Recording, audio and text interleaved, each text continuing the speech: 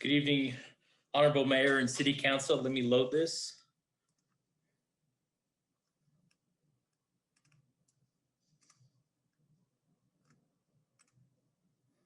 Alrighty.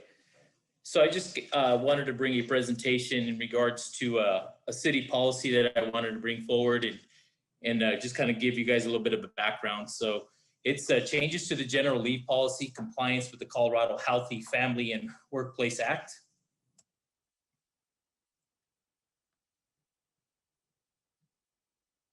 So changes to the general leave policy. The city's existing general leave policy applicable to all employees has been supplemented to comply with the Colorado Healthy Families Workplace Act.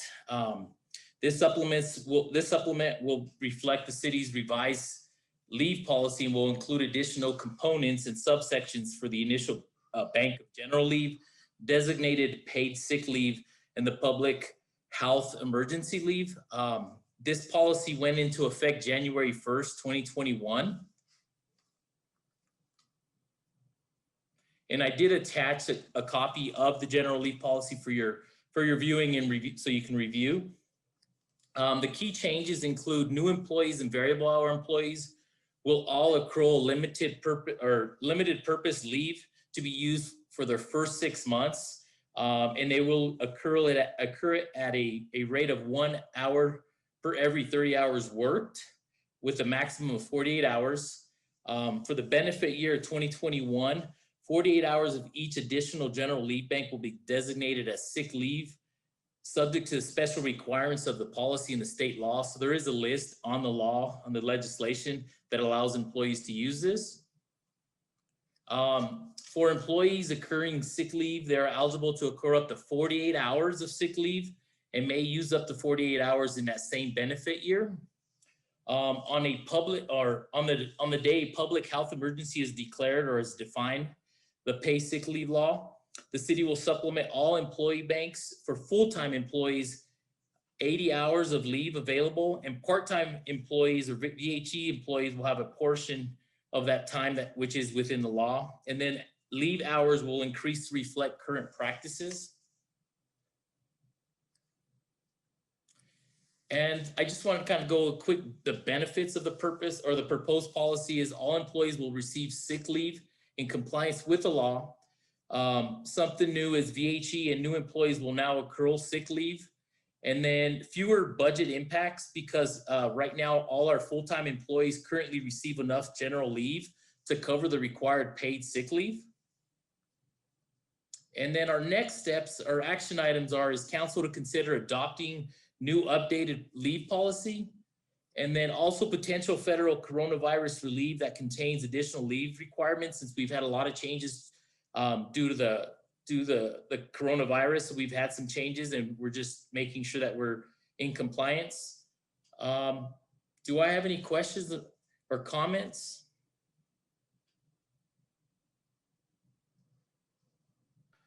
Councilmember Smith. Thanks for the presentation.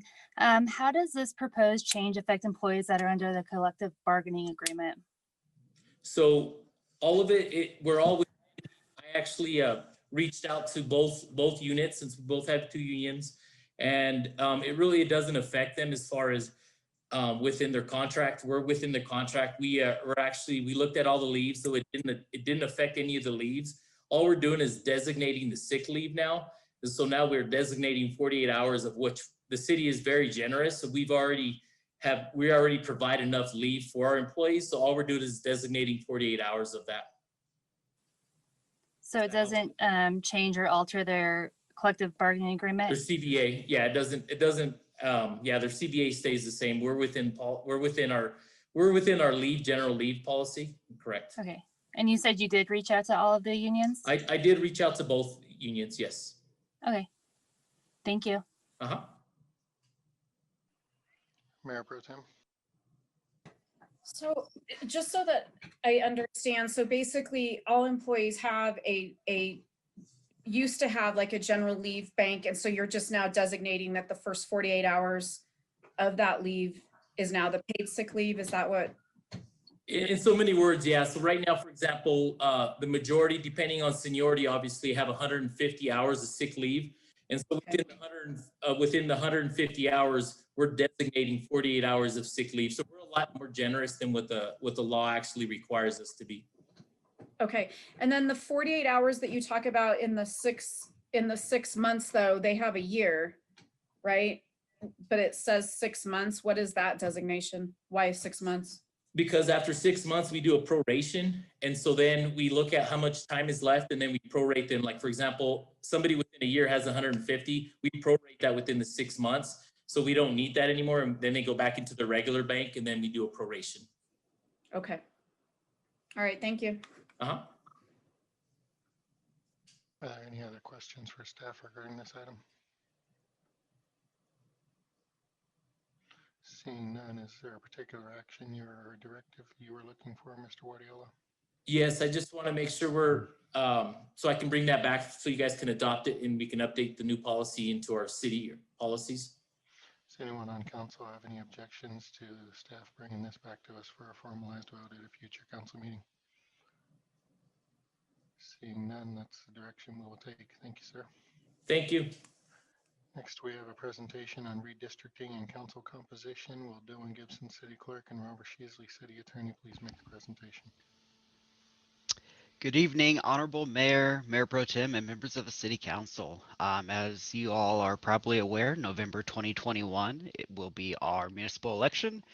In the clerk's office, this is easily the most exciting project we get to work on in our world. So we're super stoked on this. We've got some information that we've been working on in conjunction with in coordination with the city attorney's office on redistricting, and then also some information on council composition.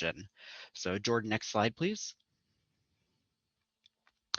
So the purpose of this presentation is to consider future redistricting requirements based on the incoming 2020 census results, to follow up on council's discussions in the past of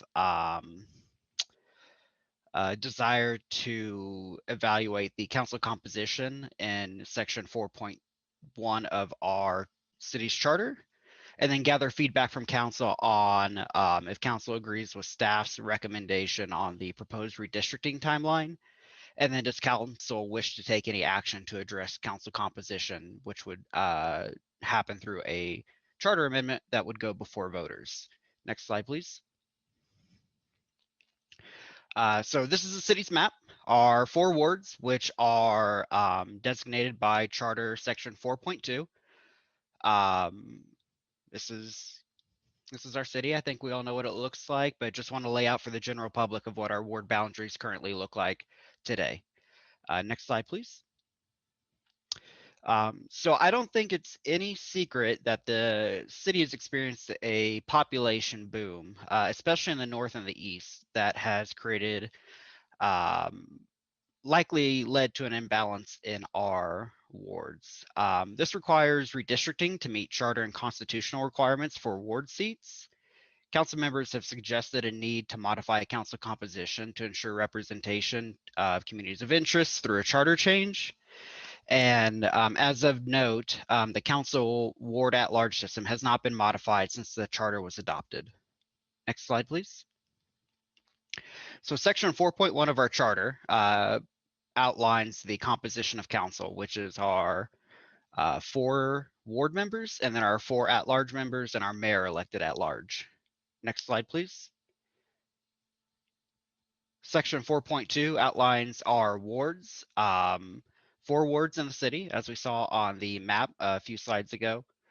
To note, per the charter, changes to the boundaries of our wards may be made by ordinance adopted by council, and those changes have to be made at least 180 days prior to any regular municipal election.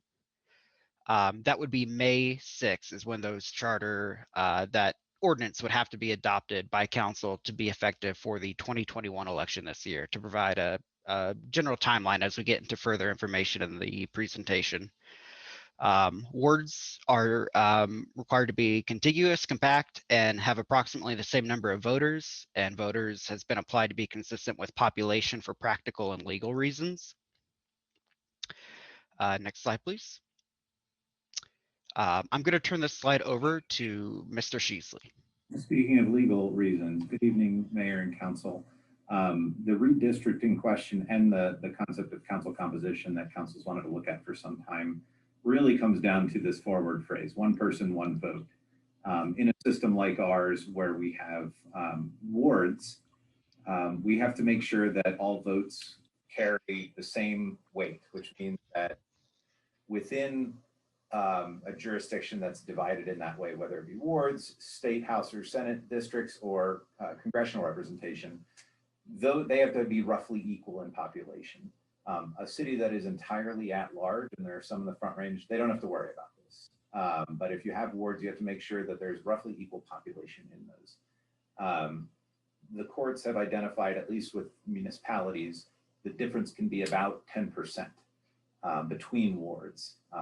When you're drawing those wards, you have to make sure that those populations are roughly equal, but you can also take into account some other considerations listed here: communities of interest, geographic compactness, making sure things are contiguous, and then Dylan has a much more complicated understanding of election precincts, but the county drawn election precincts shouldn't be overlapping in our between our wards.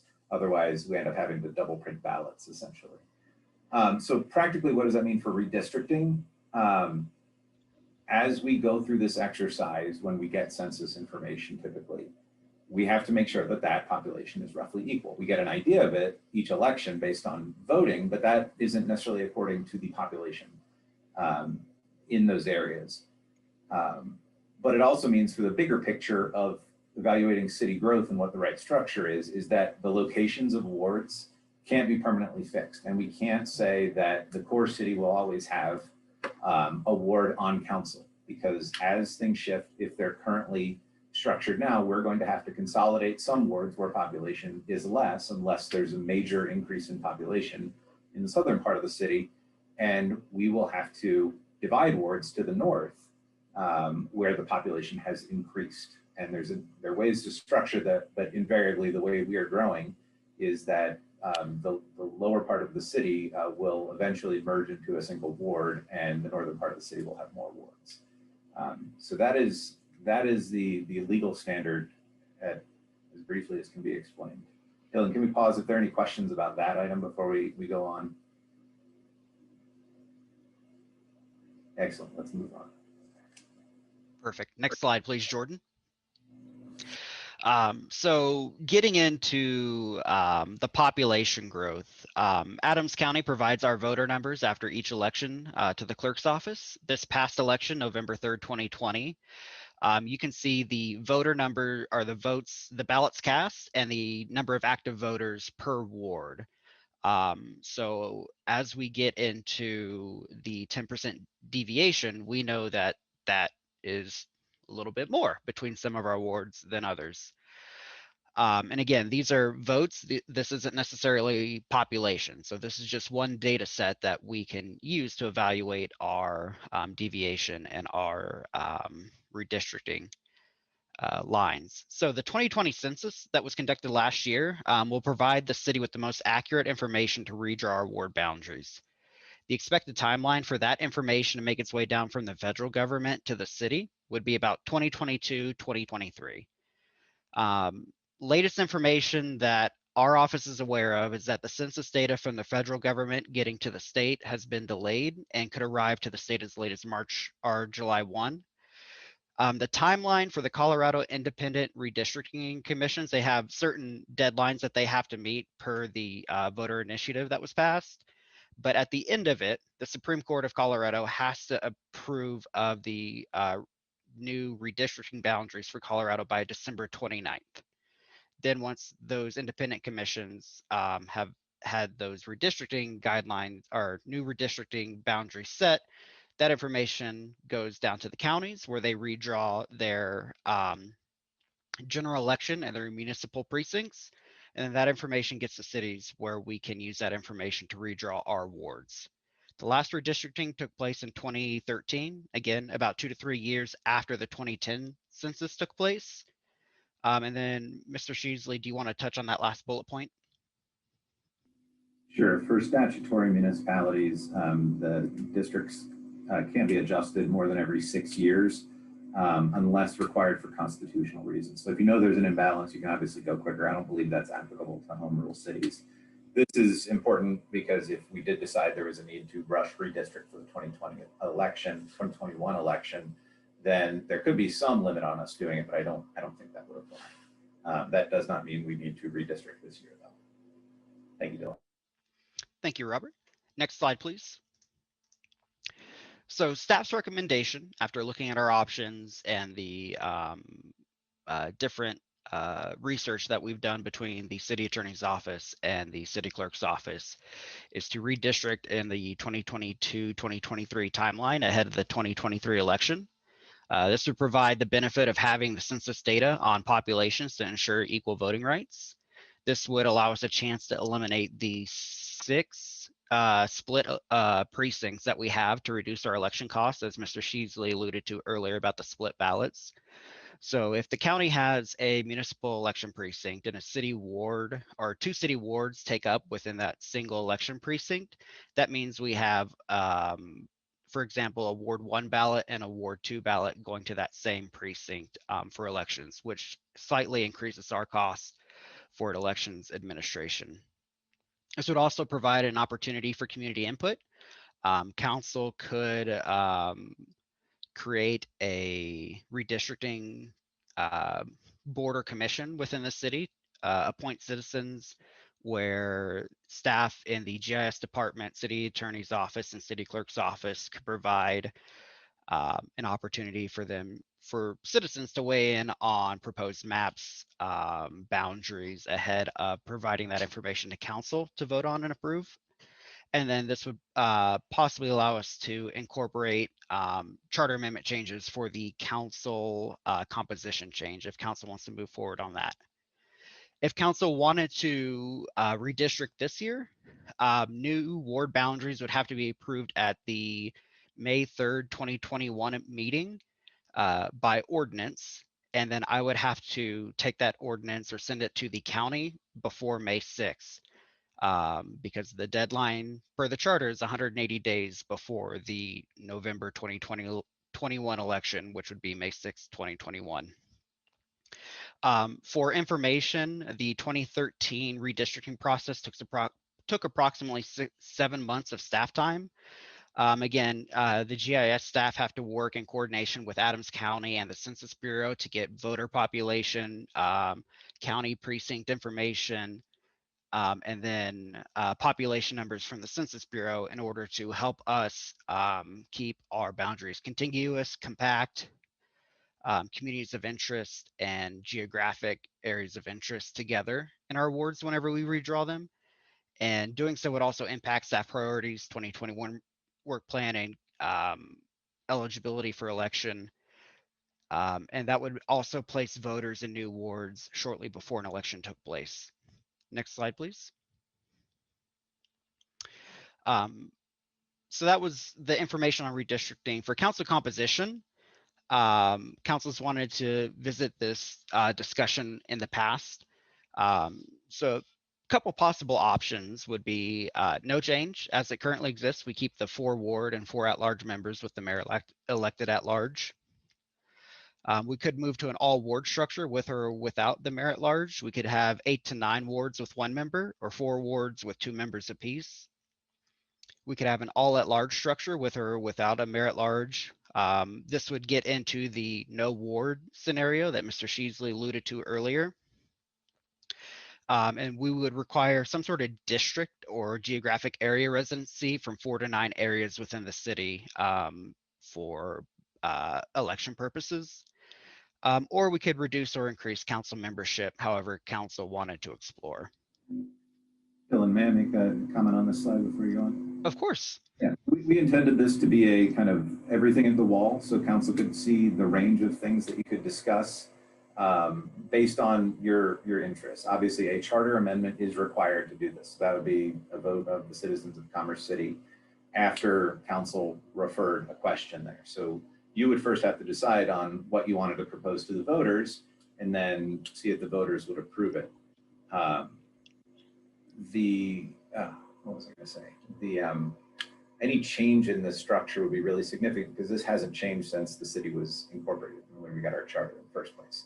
So Commerce City has grown to its size with 9 council members being elected in this way. And if council's desire is to try and preserve some concept of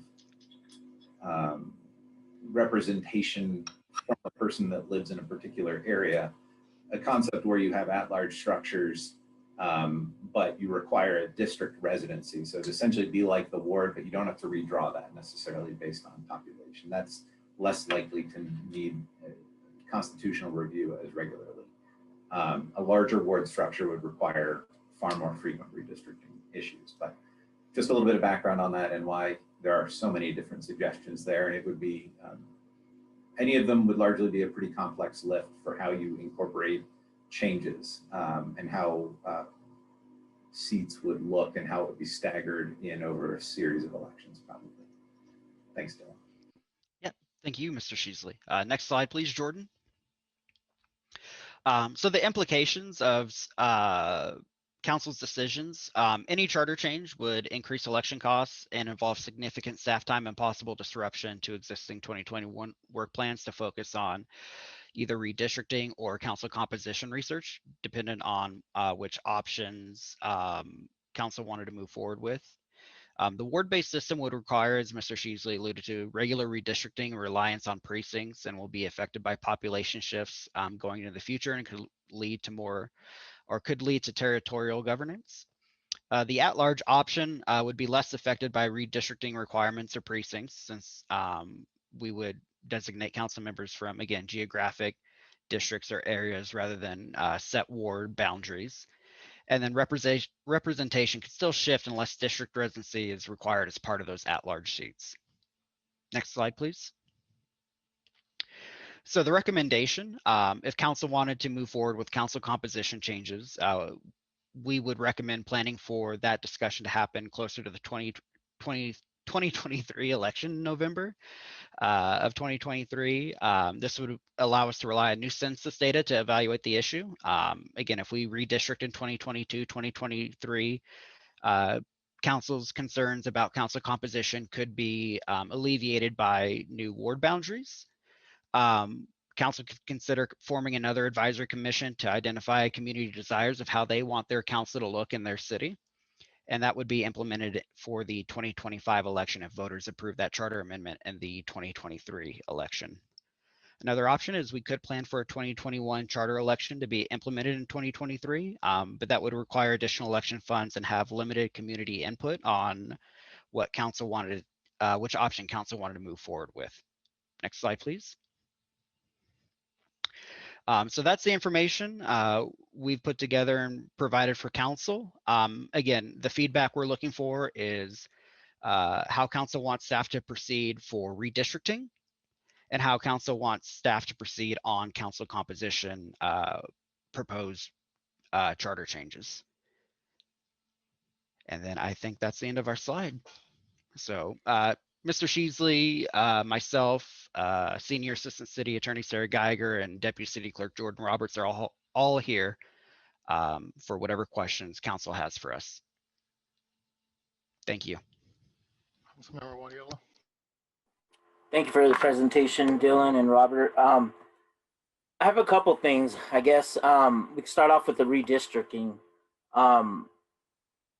So I think it would, for myself, this is my opinion, to wait until the census data comes out, right? That makes the most sense.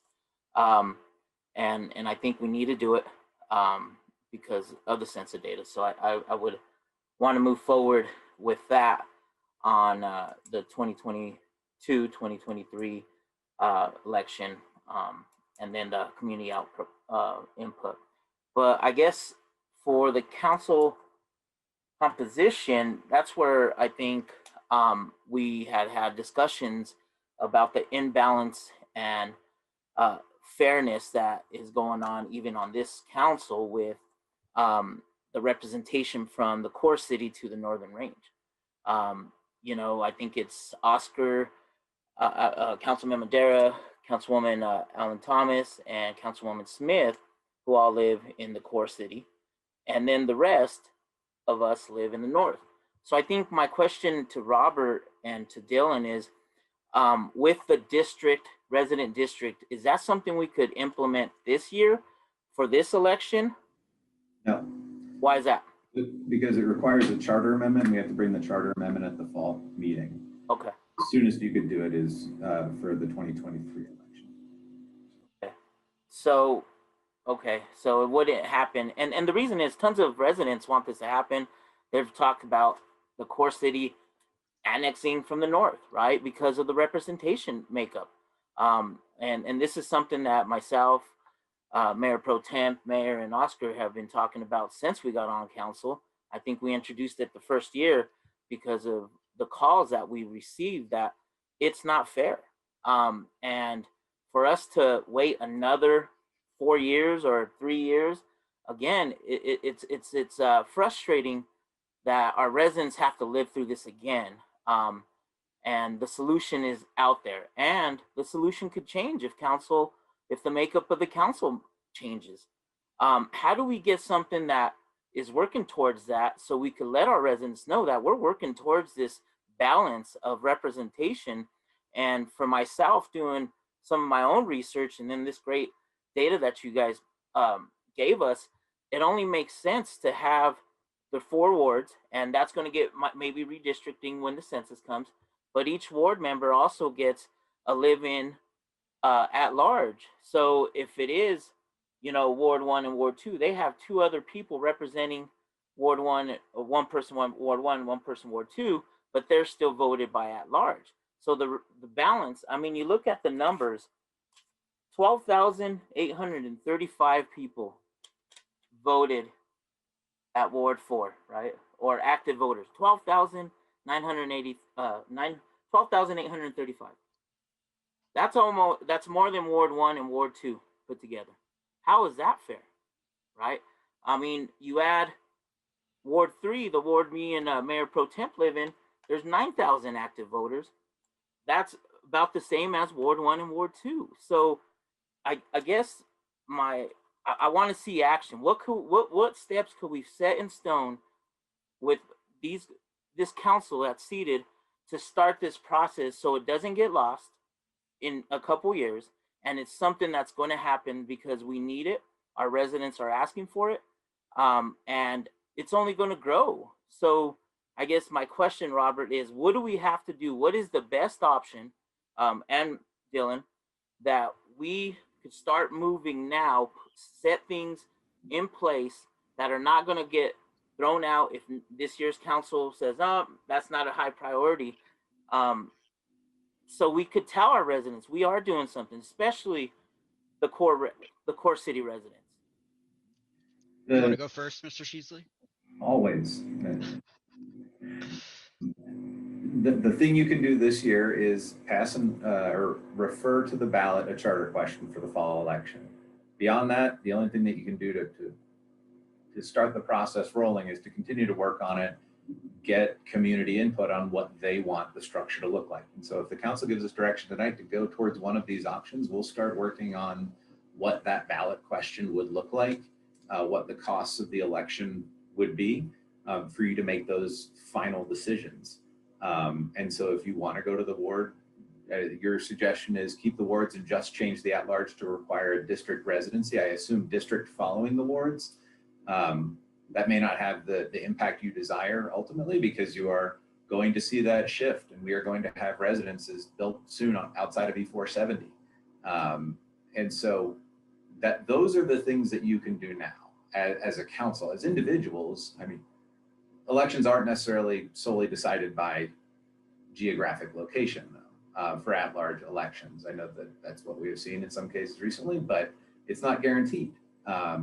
Candidacy is separate sometimes from geography. So keep that in mind, but we do need direction then to move forward on a charter amendment. And Councilmember Guardiola, moving forward with the charter amendment, you also have to anticipate if that charter amendment may or may not pass and how that impacts. If it doesn't pass,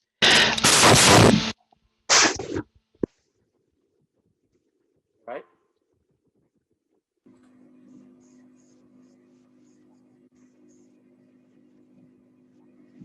Did anybody else? Dylan, Dylan? we lost you. You Somebody's see, got we cannot hear you, Dylan. Can't hear you.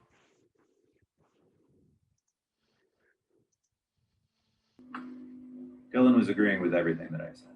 No, I totally and I totally agree. It might not pass, but I think residents are asking for it, and it's something that we have to take in consideration. And I totally understand that the redistricting might not have that impact. Another big concern that residents have brought is if someone puts something on the ballot up north that affects the core city, they are outvoted by the number of active voters. So it doesn't even have to be about a candidate. It could be something, a charter amendment that the city up north wants and would affect the whole city. Again, you're outnumbered by the recent numbers. So, and another thing that, you know, the presentation, I get election costs and priorities, but I really do believe that this is a high priority for our residents, and that the cost of it, where we have to definitely look at where we're at with the budget, but it's a well spent cost, whatever it is, for our residents to have equal and balanced representation for candidates or amendments to the charter. So, you know, I think always having that in the back of our mind is great, that it's going to cost more and it's going to take and disrupt other stuff. But this is a high priority. I know for myself and for a lot of residents that call me and talk to me, this is a very high, because they feel the imbalance right now. Sometimes it's perception, and we talked about that. Be like, no, we spend equal amount of money on roads in the north as in the south. And we've had those conversations the past 3 years, but it is a high priority for our residents, and we need to make it a high priority. So thank you, though. Sorry, Dylan, you cut off, man. I thought you got electrocuted or something. That's okay. Can you hear me any better now? No? Staticky. Councilmember Madera.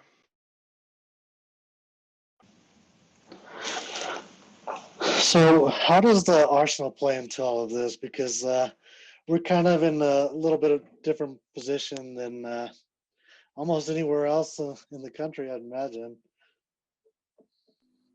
We look like a gerrymandered congressional district, essentially, is what our borders look like.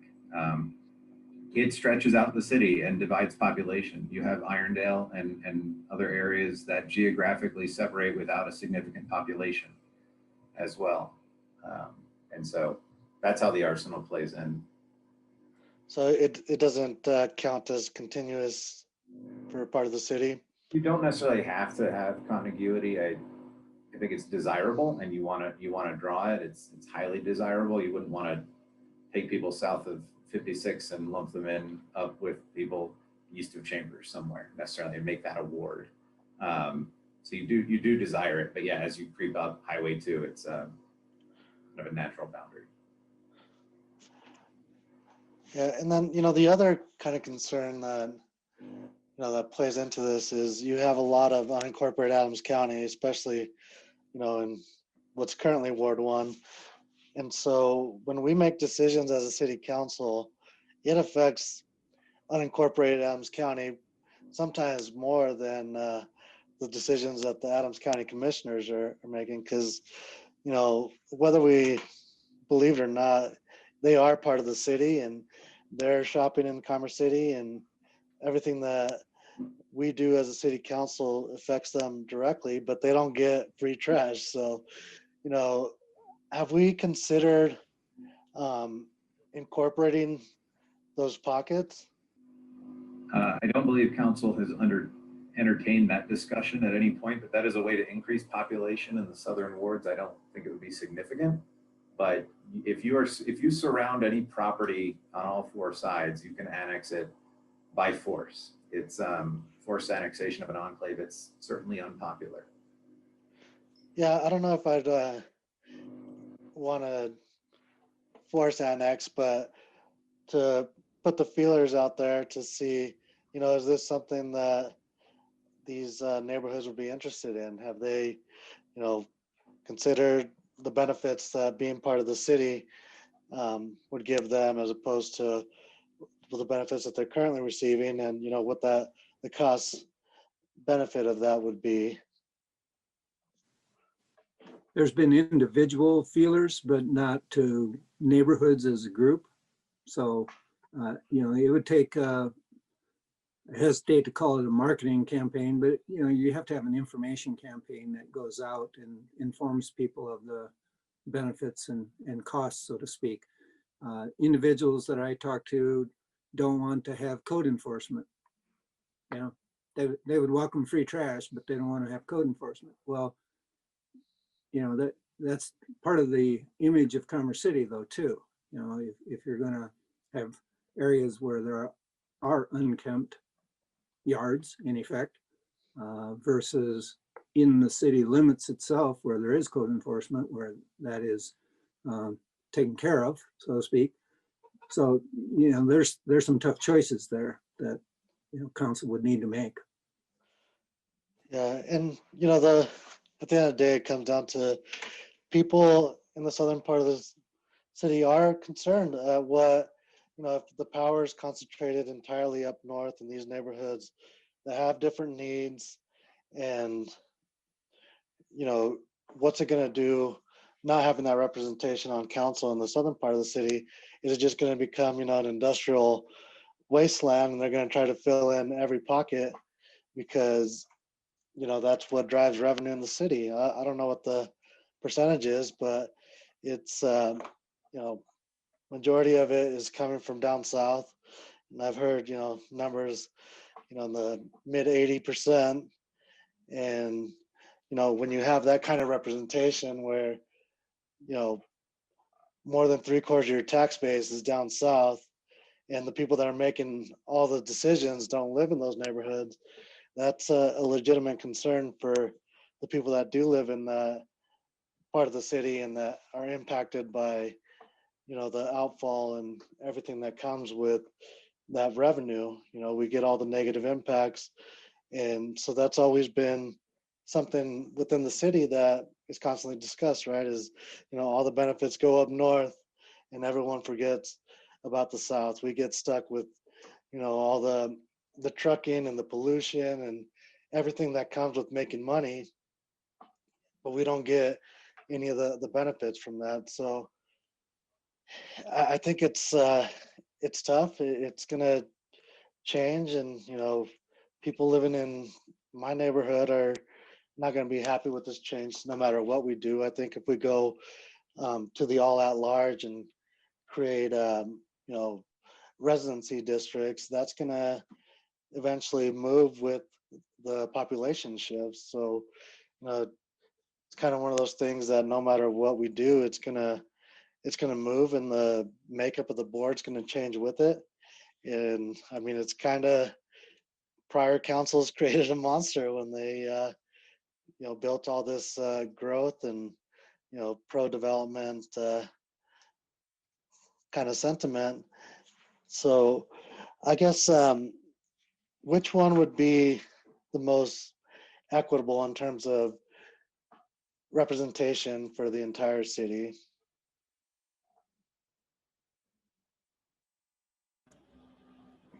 I think that's a question for council to discuss more than we can offer. Representation is different. At-large representatives, from the lawyer's perspective, represent the entirety of the city. So it's kind of what are your goals, and what would you like to see? Would you like to guarantee that a person lives in a particular place and represent and divide it that way,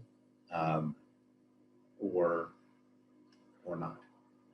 I mean, I think it should be geographically and in terms of citizens. And so we've been talking a lot about voters and registered voters, but that's another thing that the southern part of the city, there's a lot greater population than registered voters. That's a good point. The Constitution counts population. There's dispute over how the census was conducted and legal challenges, but they count all persons. And so congressional districts are generally drawn that way, or at least allotment of representatives in Congress. And so, although our charter says voters, the Supreme Court has said if you use voters, that's fine as long as it largely mirrors population. So while you may have the ward drawn that way, and the way we have it right now maybe would be fair in that way, the voting for at large becomes the issue then. And that's also one of the benefits, Councilmember Madera, of relying on that census data whenever it comes down to the city in 2022 to 2023-ish as well. Yeah, I think we should go that route and, mirror the census data and, just try to be as equitable as possible with, our districting, and just realize that we have quite a different array of needs depending on, geographical areas of the city.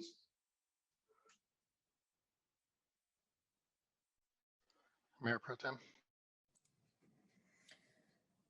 So this is definitely like Councilman Guardiola pointed to, that we've been talking about for a long time since we all got on council. I would definitely like to see if we could get going on kind of getting this out to the residents, just to see the direction that they would like to go. But I definitely would like to redistrict after the census information comes back. I think that to do that before doesn't make a lot of sense. But I would like to see if we could start talking to residents now or soon, and get their feedback on how they would want to see the council change and what the makeup would look like. And again, it's about being transparent, which is like another issue that we've talked about with residents, and showing them that that we're trying to be fair and equitable to them. And I don't know if that means, 2 members per ward. I don't really know what that feedback looks like, but we're definitely not equal in where the council members currently are. I mean, we have a large group in the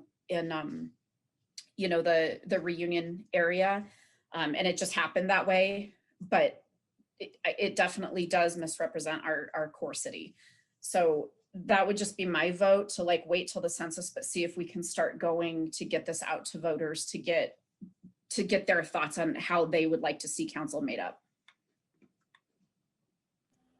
So Mayor Pro Tem Frank, just so I'm clear, whenever you say get this out to voters, are you talking in the form of a ballot question for a charter amendment, or more of and to touch on before my microphone cut out for Councilmember Guardiola, right? If council wanted to establish a council composition advisory commission, that would, I would love to be the staff liaison on something like that, and help, residents kind of gather information, make recommendations, and come back to council with that. And that might take some time, but that's at least a way to get citizens involved and information out there sooner rather than later. Yeah, I would definitely prefer to see that, because if it were to go on the ballot, Dylan, it could go next year on the ballot, right? For a change in 2020, or does it have to go 2021? And during your regular municipal elections in the fall of an odd-numbered year. Okay. Well, I would still love to see if we could get that community advisory commission and get feedback from the residents on how they would like to see the makeup of this council.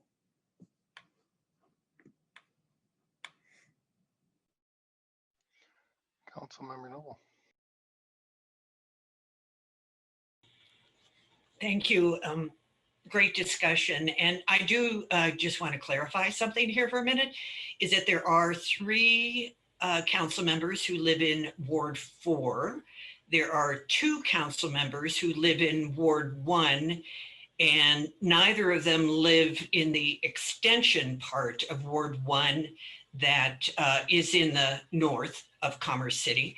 So that's the area that runs from Highway 2 to Chambers. And in looking at the map again this week, it was like, whoa, I'd forgotten that it wrapped around the Arsenal that way. And then there are 2 council members who live in Ward 3. So there's really 1 ward that's really gets short shrift, and that would be Councilmember Alan Thomas's ward, Ward 2, that only has 1 member in it. the discussion reminds me of the same discussion that takes place every election. How do you figure out, urban or rural, north or south, high population areas versus lower population areas, electoral college or popular vote? It's really a fascinating discussion and very complicated to figure out, especially when the only area for residential growth, other than Councilmember Madera's suggestion of annexing, the only area of potential residential growth is to the east. And that's true. I mean, clearly we have to do redistricting. I have a question for you, Robert, about population again. And it's, I must say, I was alarmed when I read our charter and it said voters instead of population. And frankly, if we do a charter change, I would like that language changed as well. That misrepresents what this should be. And in fact, the Supreme Court decision considered total population, and that included under voting age, as well as undocumented. So that is total population, not just population, and definitely not voters, because there will be people in some areas who don't vote because they can't, and some people in areas that don't vote because they just don't have time. They have too much going on in their lives, too many jobs, too many pressures to think about voting. So that's completely understandable. And that imbalance in the voting is misleading. And I don't think we should be focusing on that. The other issue, I think, regarding the wards themselves, 2 people per ward makes sense to me. There's several communities that have 2 people per ward. Adams County does the at-large. You live in a certain district, but you are running at large. And running at large is more expensive. That makes it harder for people in other areas who might not have the income to do it. Running at large also gives more room for dark money to enter. We already had that in the last election with groups giving money that you had no idea who they are. They're not really organizations. They were just donors and putting out mailers. So I would really want to avoid that. The staggered, in some communities that have 2 per ward, it's staggered so that there's not 2 elected each time. And in some wards, even they can be of different philosophical bents. They don't even represent, have the same vote on issues that you might expect.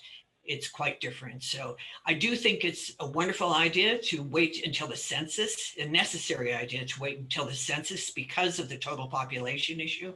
And I do think it's a great idea to have the community involved in determining what the wards look like in the future. But then you get around to the same issue again. How do you find balance on the panels so that everyone feels satisfied that they've been heard? I do hope and I feel that I care deeply about what happens in the South, and I have taken many positions and many votes that have reflected my interest in the health and safety of our residents in the South. So I'm not a Ward 4 only voter on the council by any stretch. Thank you. Councilmember Alan Thomas. Yes, thank you, Mayor, and thank you, Dylan and Robert, for the presentation. And I'm kind of going along the same lines that I think it's best if we wait for the census to come in, but did have few questions. Those numbers were high because that was the presidential election, right? There was no council elections in those numbers that were presented to us. Is that correct?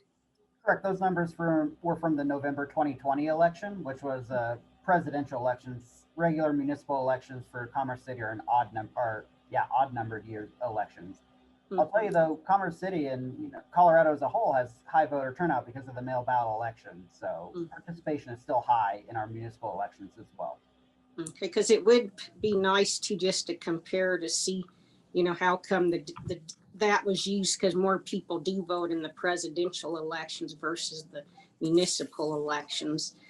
And I do think, I'm not a big fan at large, unless it is designated, that certain, there has to be a certain amount per district, because I do really feel, if we don't set some limit as to what ward or what district they're in, the South is it, the other council members have expressed, I feel the South area could be underrepresented severely if we don't set that limitation as well. And then in the last redistricting in 2013, did they have an advisory commission to identify the community desires at that time? Do you know? They did not. A large part of that 7th-month process from my notes from whenever Laura was here was that it was a lot of GIS, city attorney's office and city clerk's office, drawing draft boundaries, coming back to council with those draft boundaries, going back after feedback was received and continuing that process. And again, a large part of that is also working with Adams County and the Census Bureau on getting that information in order to provide those draft boundaries to council to consider as well. Okay, thank you. All right, yeah, because like I said, just to wrap up, I agree. I think it's best if we wait till the census data comes in as well. So thank you.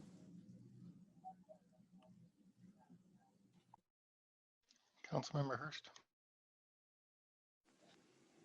Yeah, I agree. The census data makes sense because we should be doing it off population, not voters. But I think I need a couple clarifying points because your guys' direction seems counter to your argument from my perspective. If we have 2 people in a ward, but we're going by population, you could be in a situation very soon, like in the next 5 years, where 88th all the way down to 60th is 1 ward only. And then the other 3 wards are the rest of the city. And now you're going to have 6 people representing the north and 2 people representing the south because of population heavy up north. And so we're going to end up screwing the South if we do what you're suggesting, in my opinion. I think the only way to even get a reasonable chance to have a fair representation for the old Commerce City is to have the at-large, because that way 5 people from the South can run. Otherwise, you're really limiting to their, these 2 people could have 10 people running for those spots, and there's only going to be 2 that are going to win from that area. So as population grows up north, what we're proposing here is only going to hurt the South more and more, because if we keep redistricting to the north and shifting to these much bigger wards down south because their population density doesn't match the north, then you're not going to have the representation that you're looking for down south. So if we're trying to make sure that the southern side of the city gets priority representation, meaning we don't lose focus on that. Because right now, if you look at those voters numbers and we went by, then the North is severely underrepresented because they have far more voters in the last election than they do representative. So of course we have to consider tax generation and all of that. But if we're talking about 1 person, 1 vote and having fair representation, then the North is underrepresented.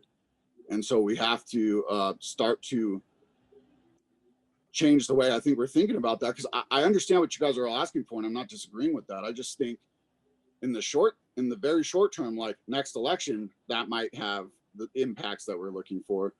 But the election after that, if we're building 1,000 homes a year, or adding 3,000 people to the north every year, we'll quickly start to imbalance the population difference, which will cause the representation to shift up north, and the South will have less representation per square foot, but they will, for their population, it'll be legal, if you will. So just don't want us to get into this process to where we're driving towards one goal, but the process by which we're doing it's actually going to have long-term negative impacts. That's just my perception of what I was listening to everybody say. Is we're arguing for one thing, but the long-term outplay of that is going to be different than we intend.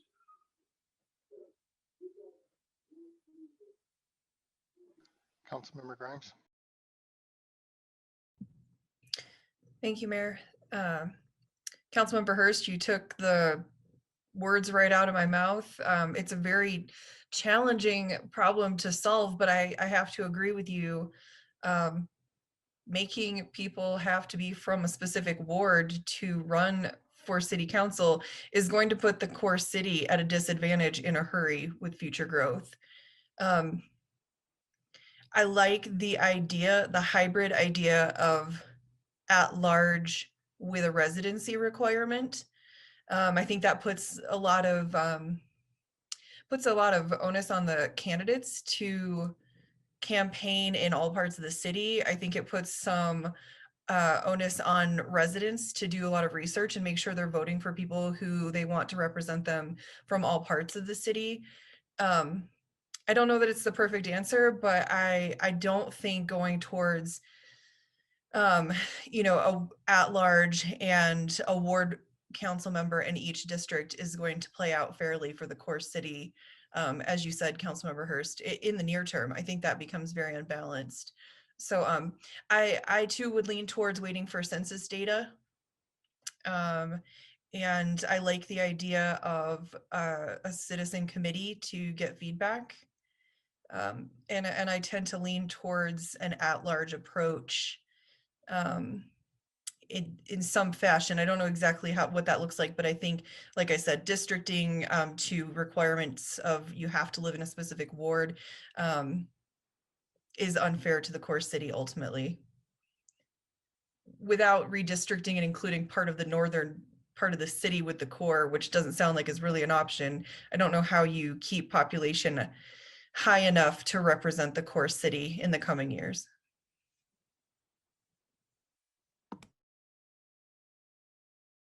Councilmember Noble. First of all, I misspoke. There are actually 3 council members who live in Ward 3. Not 2, I said 2, I meant 3, and 3 in Ward 4. So the question I have, and now I talked to Adams County Commissioner about this because they do district and then at large. And the person I spoke to does not like it. And the reasons resonated with me. Who would be a good explainer of it? Oh, I know. Mr. Gibson, could you explain how that could work as an election process with an at-large district component? Are you talking about from like an elections administration standpoint from the clerk's office, how we validate candidate qualifications for specific seats? Right, and then, yes, and then how you would determine the winners of an election with the district requirement. Could it mean then that the person who comes in 14th, for example, could still be on city council because they happen to live they were the only one running who lived in that district at large? Because the at large would be everybody would be voting on every person. Well, it would depend on how council wanted to set it up, but it could function how we currently do wards essentially, right? Where we have at large and then from X district at large, Y district at large, Z district, where when a candidate submits their paperwork, my office validates that they live within that council defined district, and then that person gets put into the pool of that at large district. We could run the ballot that way. It doesn't sound a whole lot different than a ward. The difference is the name is a district instead of a ward. Does that mean that maybe we should be looking at actually having more wards instead of fewer? Potentially, but a ward is I don't want to get into Sheasley's round, but a ward is more of a legal definition of a geographic area where council could define their district geographic area, and we wouldn't have to redistrict a district, we would have to redistrict a ward. So if you wanted to go all at large with 8 to 9 members, we're going to have to redistrict 8 to 9 wards, every 5 to 10 years based on census data and population growth. Whereas a district, A geographic district remains the same because it's a geographic area. It doesn't change with the land, you know, over a short period of time where we're all living, it doesn't change significantly. So I hope that answers your question, Councilmember Noble. Sort of. Okay. It may help. The difference is voters and population or not is your ability to vote and the equality of your ability to vote to make sure that your vote counts as much as the person in another area. And so if you have, we're calling them district because it's to differentiate it from the ward concept. Everybody in the city would be voting for people in that particular race. You'd probably relabel them, call them at-large 1 through whatever. And for at-large 1, you'd have to live in District 1, whatever it is, to be in that race. And people would not cast 2 votes in that at-large race. They'd cast a single vote, and the winner would win that. But it would be votes from throughout the city. And so there wouldn't be a question of quality of vote because everybody's vote counts the same. Correct. And from an elections administration and how a voter would see that ballot, it would look very similar to a ward system, you're right. But for council representation, it could change and be different from how a ward system would actually end up in terms of results and council composition, if that makes sense. So on the voter side, they're still getting a 1 through 4, 1 through 5, depending on the year, you know, races. But on council, there's 8 to 9 districts that they're all comprised of. I'm helping or if I'm hurting. In reality, I mean, even states aren't able to figure this out. You have Congressional District 3 that runs from the Wyoming border to the New Mexico border. And that's a huge district, of course. So that means that just a single person represents that area, while you have many Congress people who represent the Denver metro area. So this has been a problem that exists throughout politics and governance, and to figure it out on a local level, you know, we would be geniuses if we could do that, because then they could apply this to the state and national level as well. I'm not sure that at large is the solution, because I still say that it would require more money, and that you could have organizations who could target people that they want to support and then blanket the community with mailers and advertising and so forth, instead of only having to campaign in your own area. Thanks. Councilmember Wadiola. Thank you, Mayor. If a resident wanted to get something like this to change the charter, what is the process for them to put it on the ballot? That would be through an initiative petition, which they can get those forms off our c3gov.com/elections website. We also have a how-to, right? So there's different requirements. They have to draft the petition up. I have to approve it. And then I bless it so they can go out and get signatures. There's certain requirements that they have as petition gatherers that they have to comply with. And then they turn those into my office. We validate signatures. We let them know if those signatures need to get cured. And then we bring that initiative petition before council, and council can either adopt that initiative petition by ordinance, or they can refer it to the ballot for voters. If it's a charter initiative petition, I think that would still have to go to voters, but that would be a question for Sheasley, and I don't expect him to have an answer off the top of his head. That's an interesting. I do not. There are some constitutional questions that we'd have to look at there, but Chapter 6 of our charter talks about initiatives and referenda. And it may be a referendum is how it works. But I would encourage, if anybody is considering doing that, I'd love to have a conversation with what they plan to put on the ballot so that we can make sure it fits in with the rest of the charter. Thank you. Any other questions or comments?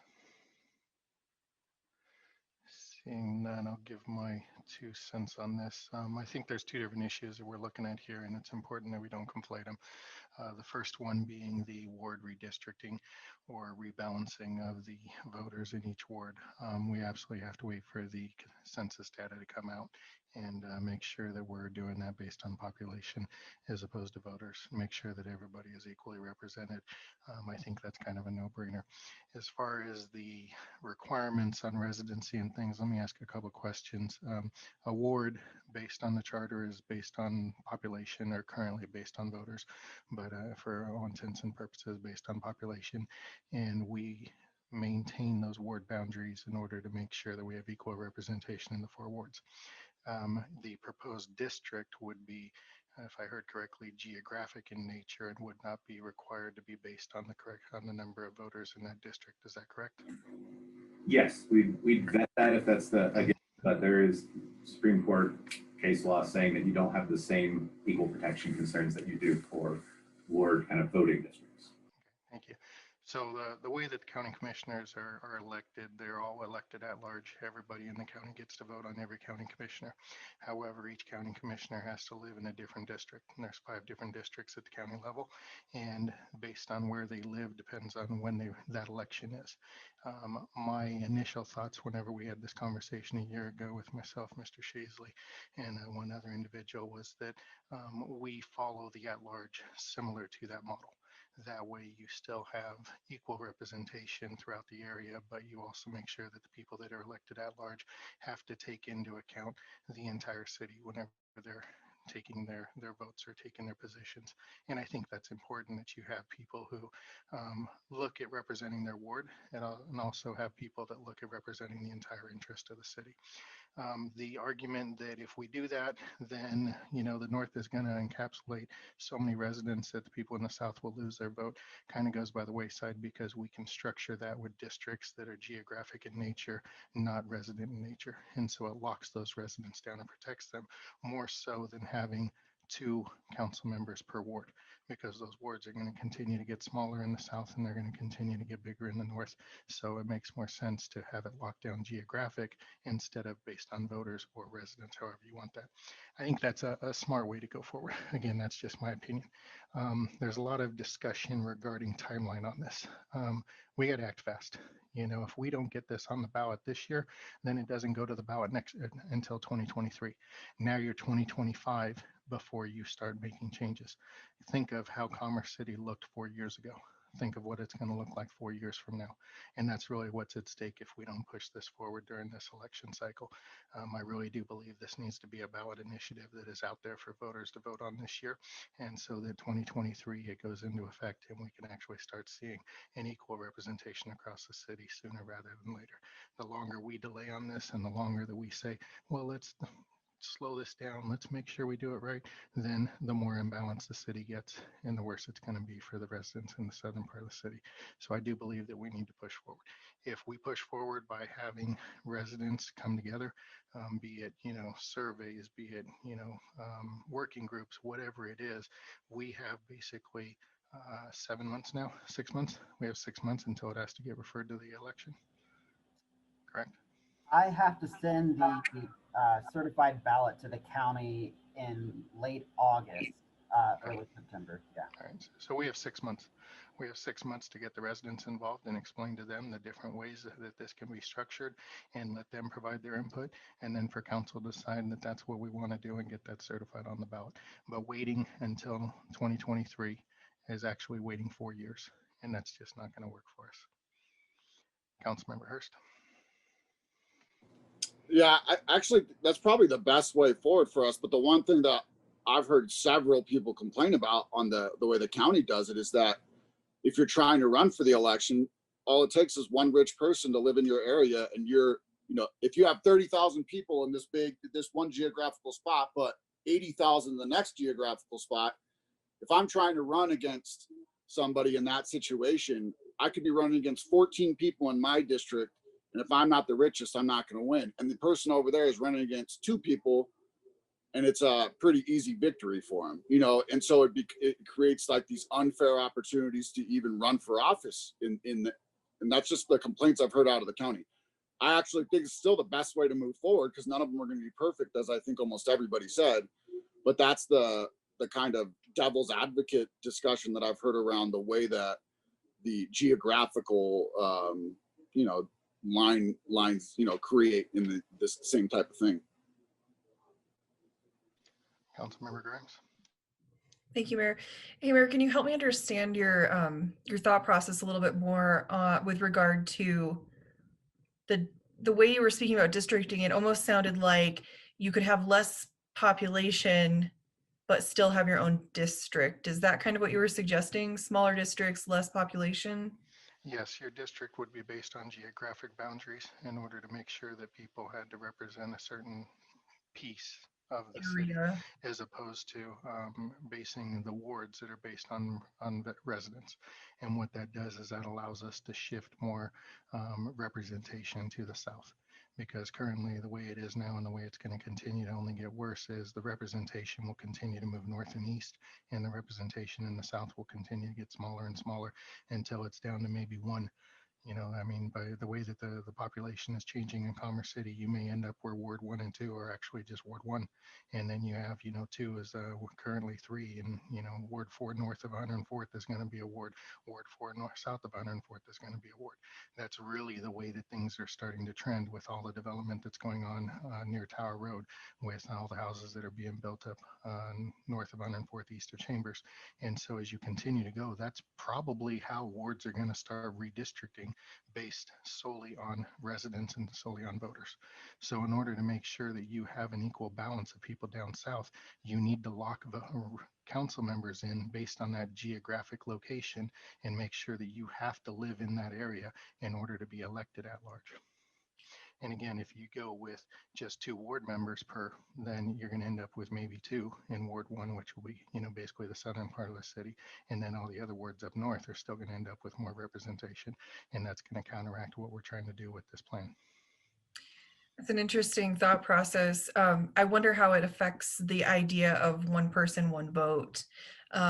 If you end up with more representation for less population. Not saying it's a bad thing, just curious your thoughts on keeping with the legal standards of one person, one vote.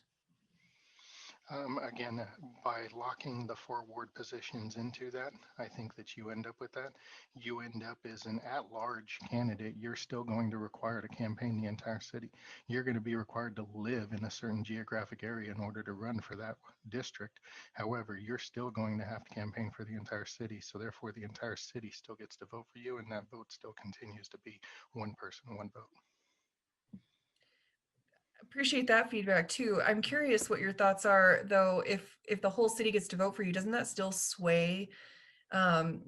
You still end up with a lot more votes from the northern part of the city for at-large members living in, say, District 2 or Ward 2. Yeah, I think that's counterbalanced by the fact that you're going to live in the district that you're representing, and so therefore your primary train of thought will be to take care of that district. Regardless, I think we all do a very good job of trying to balance no matter where we live. I've never seen one individual in this council in the entire time I've been elected of sticking up only for their district or their ward and not trying to fight for the entire one. So you're still going to have that interest. You're still going to represent the interests of your particular where you live, but at the same time, you're still an at-large candidate that is also going to be trusted to take care of the entire city. Thanks, Mary. Appreciate the feedback. Councilmember Madera. Yeah, and I agree with the mayor on this one, because when you switch to that large now, everyone is voting for everyone. So if anything, your vote counts for more, and it's not just you're voting for one person for your ward. Now you're voting for everyone who's going to be on the entire council. And so I think that's the biggest change is now you have to campaign to the entire city, but you have to live in different parts of the city. So we get a diverse voice on the council. But at the same time, the way I see it is I think we all represent the entire city, regardless of what ward you live in. I think you know your ward, so you tend to, represent where you're living and that geographic and those needs better than someone else. But it doesn't mean that you're stuck. Like I hear a lot on council, my ward. That you shouldn't have to say that. You should be able to just say, this is the impacts and this is what happens, to the city with this thing. So I think it does provide a balance when you have to campaign to the entire city, but you also know the needs of the district that you're living in. So going forward, I think it's pretty much the only way that we'll have diverse representation. Otherwise, the wards are going to keep just crawling up to where Ward 1 might be Ward 1 and 2 and part of 3, because that's the only way that they make up the population needed to have an equal population compared to the other wards, and where Ward 4 right now might be broken up into 4 different wards. So having that at-large structure, I think, does kind of help even it out. It's still going to crawl up as we continue to grow, but it's going to be I think a lot slower of a sprawl than if we just continue on the path that we're on. Councilmember Hurst. Now, obviously, we can make changes as the city grows. It takes work, it takes effort, it takes input. So I know it's not a small task to make significant changes in our charter, and so that's why we should put a lot of time and effort into making this right. But with that being said, what we're envisioning today doesn't have to necessarily be what we're envisioning in 25 years. Because if we start thinking about Commerce City's 25-year plan and basically growing on all 3 sides of the arsenal, out towards the airport, north of the airport, however big it turns out to be,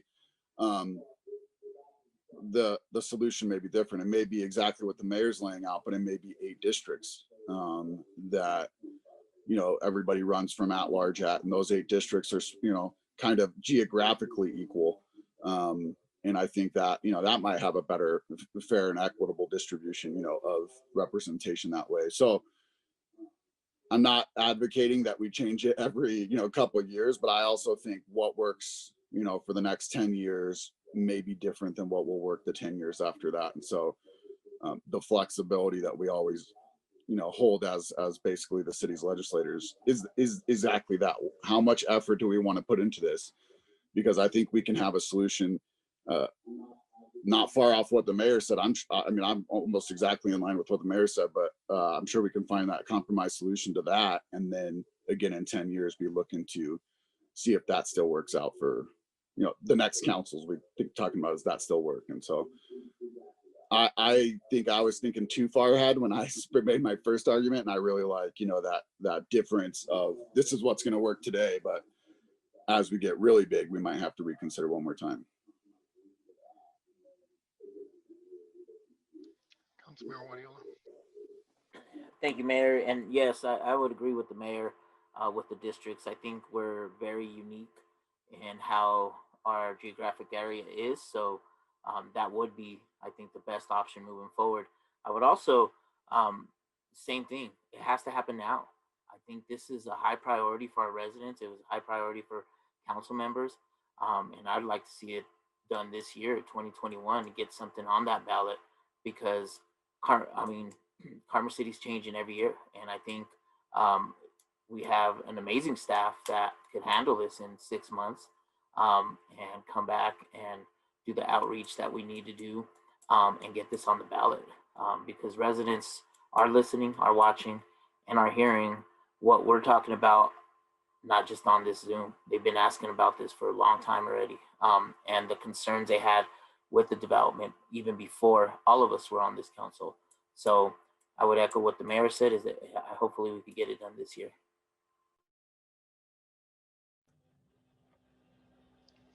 Any other comments or questions? So Mayor Huseman, if I can jump in, I believe everybody's in favor of the 2020 census data coming in before we look at redistricting wards. I've got the mayor and Councilmember Guardiola that would like to see a council composition change happen in 2021, just to make sure staff is moving forward with consensus from council. Are there 3 other council members that would like to see a 2021 ballot question? I believe we have our 3. Okay. We will come back with more information as soon as we're able to put something together, whether that's how we're going to do surveys for citizen input, citizen advisory commission, and then further discussions on how council wants to take that information that staff's able to gather and put that ballot question forward to voters. In the interest of expediency, we do have 6 months.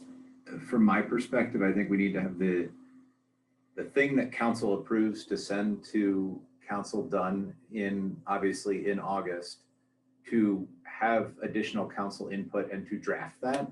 I would recommend that we conclude any citizen input process within the next 3 months so that we can have May to get kind of council deciding what one you want to go forward with, and then June, July to write that and ask any additional questions we need to. So is there of the 5 that said they want to move forward, what I envision, and sorry, Dylan, I kind of jumped ahead on this, was that what we may do is take a few of these concepts and get engagement on those. It sounds from the commentary that either that the concept of the district and at large is favored by some.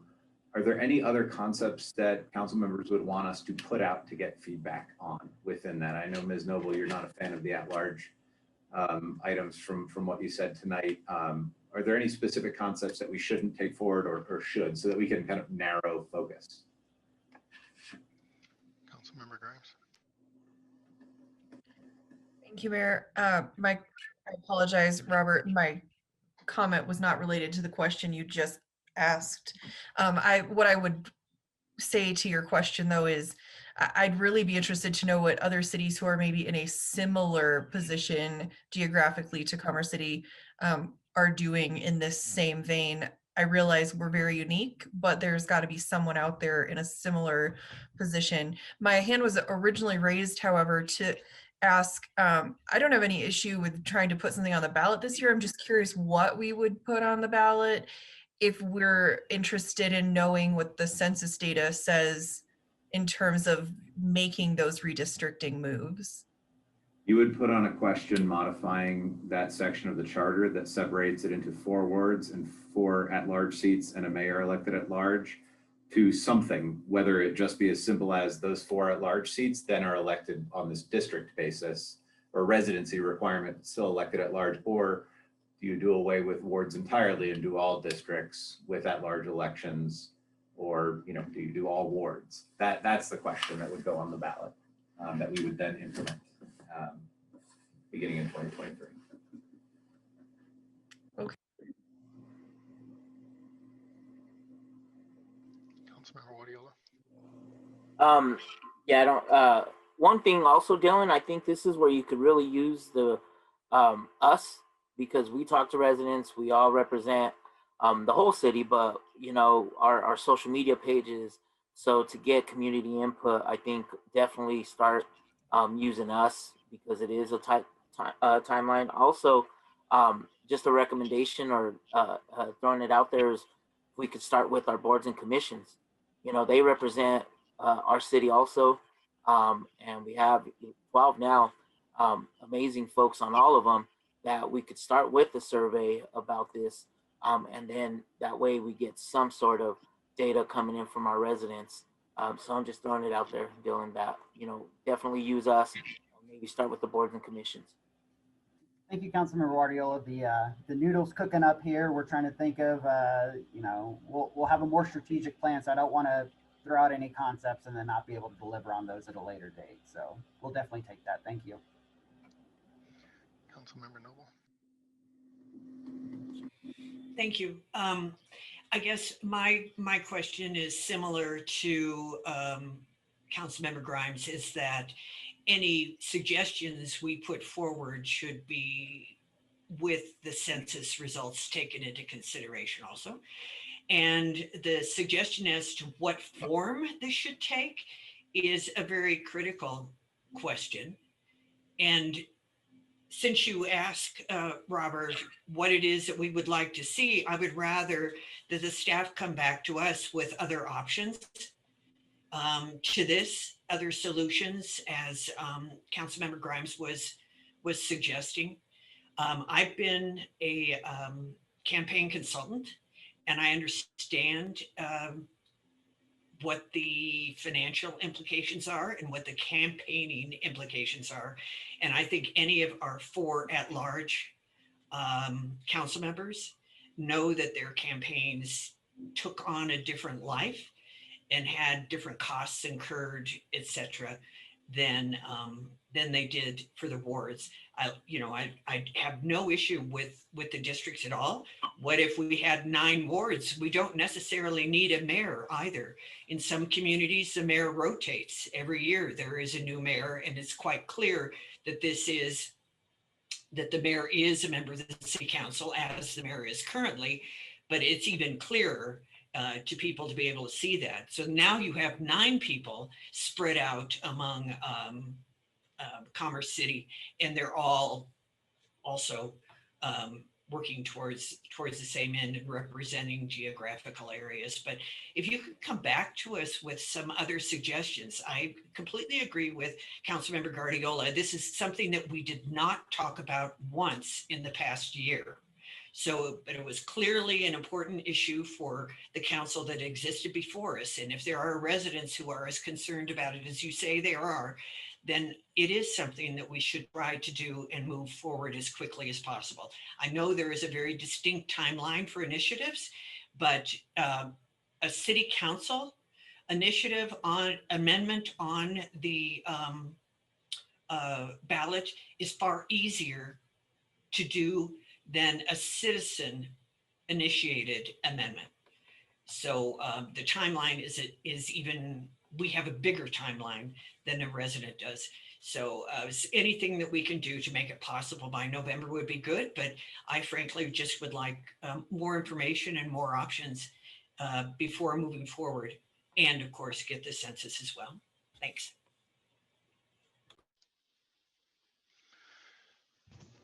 So, Mr. Sheasley, I agree with you that we should have any kind of citizen engagement done by the end of May so that we have June and July to craft it, and then we can take formalized action in August.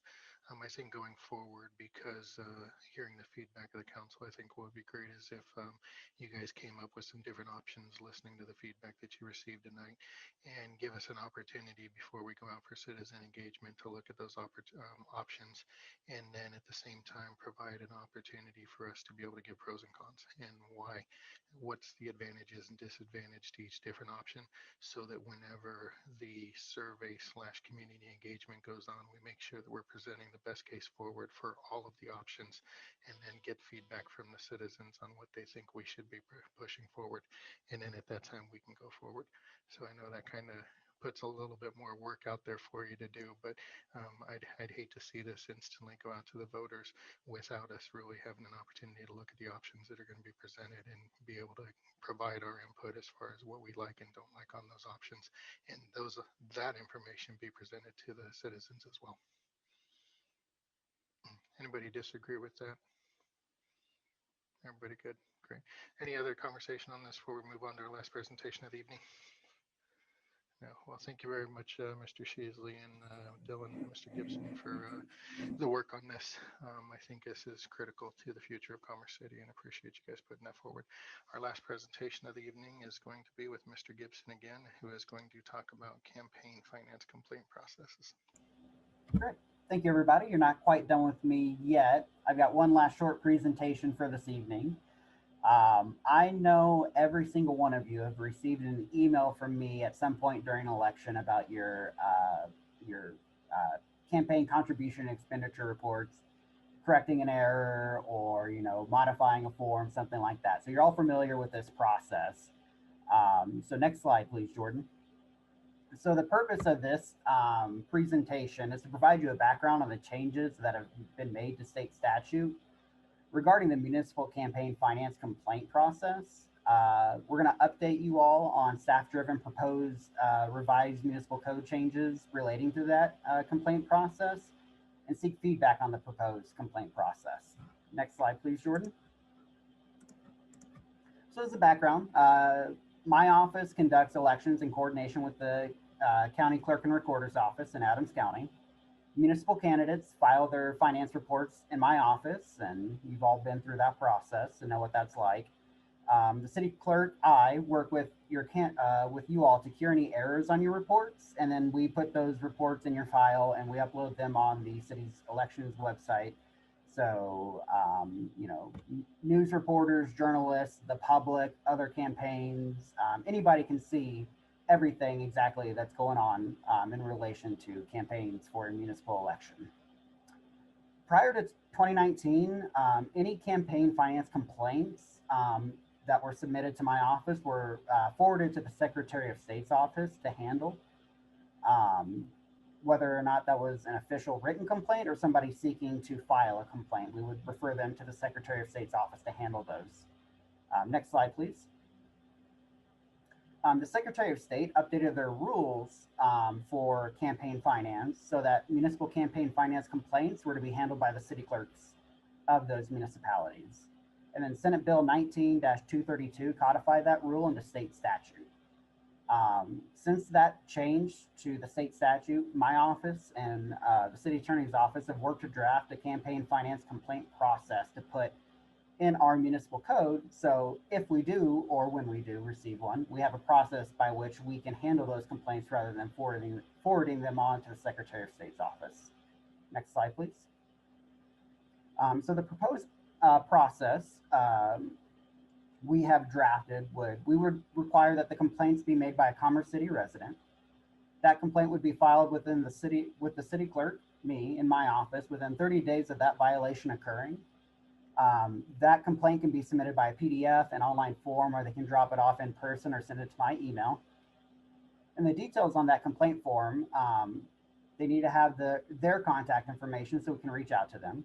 They need to have the respondent, which would be the campaign committee, the candidate, the issue committee, political committee, and their contact information. And then it should have a detail of the violation with documentation of that violation occurring. Next slide, please. My office will review that complaint to determine if it was filed in a timely manner, right, within that 30-day window. If the violations listed on that campaign complaint form violate a specific campaign finance law, they can't just say they don't like the signs out on the median. There has to be sufficient evidence provided on that complaint, and they have to identify a respondent. If we don't know the respondent or who's responsible for that violation, there's not much for my office to follow up on. After I receive that complaint, I have 14 days to either dismiss the complaint if it's not valid, allow a respondent, a candidate, to cure that violation, or refer it to an outside party or hearing officer. Next slide, please. So for curing violations, right, you've all seen this in the emails I sent you before. It's to correct errors or insufficiencies on a filing. There's a lot in the campaign Fair Campaign Practices Act and the Campaign Finance Manual. And our office tries to work with every candidate to make sure that their reports are accurate and that the contributions and expenditures that are made during an election cycle are filed appropriately. So we do our best to work with all candidates to make sure that what they have on file is accurate, timely, and an appropriate contribution or an appropriate expenditure. As part of that process, we'll notify the candidate or the committee of that complaint. We allow 14 business days to file an amendment to that filing. And then I have 5 business days to determine if that complaint is cured then. I also determine if that error was in good faith. We define good faith in the proposed process as those errors comprising of 10% or less of the total report filed in our office. If it's in good faith, if the error was corrected or cured, the complaint's dismissed. If our office determines that the error was not in good faith, we'll refer it to a hearing. Next slide, please. So as part of the hearing, if we determine we have to go to hearing for the violation, we'll notify the city manager and the city attorney, and we have 10 calendar days to refer that to a hearing officer. That hearing is then held within 15 calendar days of that referral, and then the hearing officer will hold a hearing, and they'll have subpoena power in different parts of a normal hearing that would take place. And then after that hearing is concluded, they'll have 7 business days to issue their decision. The candidates would be personally held personally liable for their penalties, and the decision is subject to review under the 106 rule. Next slide, please. So the options in light of the state statute are council could take no action and put nothing on the books. My office would still refer those complaints to the Secretary of State's office, and we can't make any promises of what would happen to them after that. The Secretary of State's office could hold them in limbo. They could refer them back to us, and it just goes back and forth, or, you know, the state statute or future court ruling could require a state statute change to put that responsibility back in the Secretary of State's office in the future. We could move forward. Council could move forward as staff has proposed, which is staff's recommendation, and we would put that forward in an ordinance to adopt at a future meeting. Or a revised process, which would remove my involvement entirely in the campaign complaint process, right? As far as filing, it would still stay the same. I'd still work with all candidates on curing anything that my office finds, but if a complaint's filed, I would be removed, and I would immediately refer it to a third party to evaluate the complaint. And all the stuff that went along with that evaluation that was handled by me in the earlier slides would then be handled by a third party to make that determination. Work with the candidates on curing, referring it to hearing would be handled by a third party and not my office, and referred to a hearing officer. Next slide, please. So the impact of this, we generally receive one or fewer complaints per election cycle, so it's hard to measure the impact. I don't expect a big influx of complaints to all of a sudden happen, but we also want to have something, at least I would like to have something in our code and a process established that when or if we were to ever receive one, we have a process by which we handle those complaints. There would be a slight negative budget impact if the complaint would go to hearing, right? We'd have third-party costs, hearing officer costs, and then staff time on either attending those hearings, facilitating those hearings, or setting up those hearings. There would be a slight positive budget impact for any fees or penalties imposed by the city clerk or the hearing officer. The $50 late fee for filing reports by my office, or any civil penalties, which would constitute of at least double, if not 5 times, the subject contribution or expenditure that was that the complaint was filed for. Next slide, please. So that's what we have proposed. Again, those were the 3 options, and we're just looking for any council feedback either way before we bring this forward, if council would like something on the city's code for a process. Questions or comments from council to staff? Councilmember Grimes. Thank you, Mayor. Thanks for the presentation, Dylan. You're doing the heavy lifting tonight, for sure. I support your proposal. If that's what you feel like is good for the process in your office, I'm supportive of that. I don't have a lot of other comments. Just, I think what you've proposed is good. So thank you. Thank you. I appreciate that.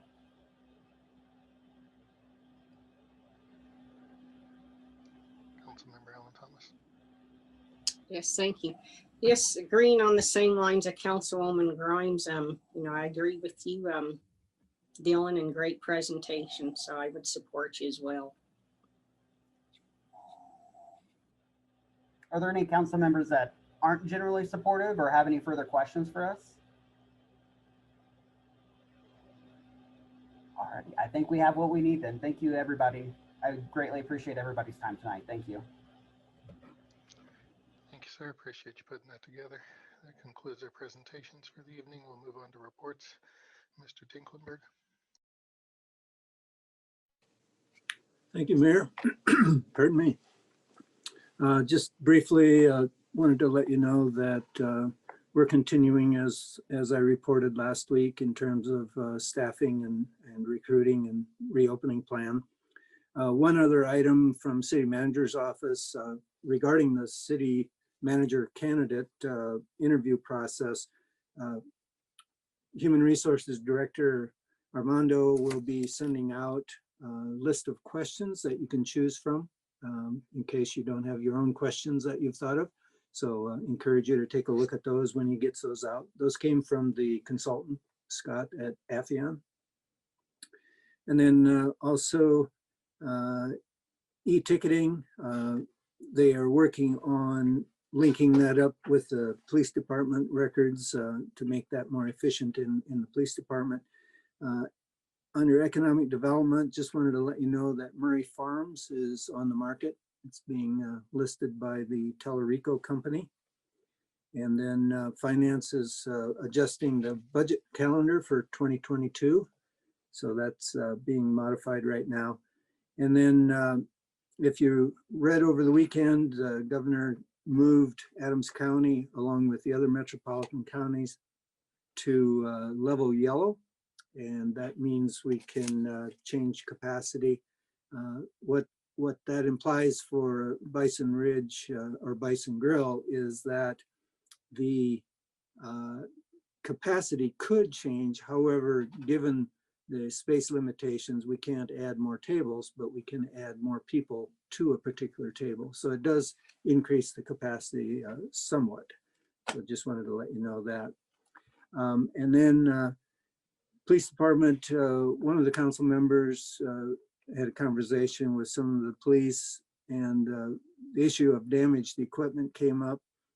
Just wanted to let you all know that we do have an insurance loss account that is there for covering the difference between what some other insurance would pay and what the cost of the damaged equipment is, or destroyed equipment. So we're able to cover those costs, and it's just a matter of making sure that everyone knows about that provision for insured loss. Public Works, 3 items. With the Vasquez improvements, the CDOT staff are meeting with individual businesses regarding the improvement project, and it's to gain their input basically for that. And then 104th Signals, the steel has been ordered for the Idalia and Walden intersections. We deferred the Brighton Road intersection signal so that that can be coordinated with the developer improvements. And those discussions are going on right now with the developer. Cardboard recycling, that continues to be going well. So people have been utilizing that extensively. And then for the ECA GID, the RFP for the bank loan has gone out.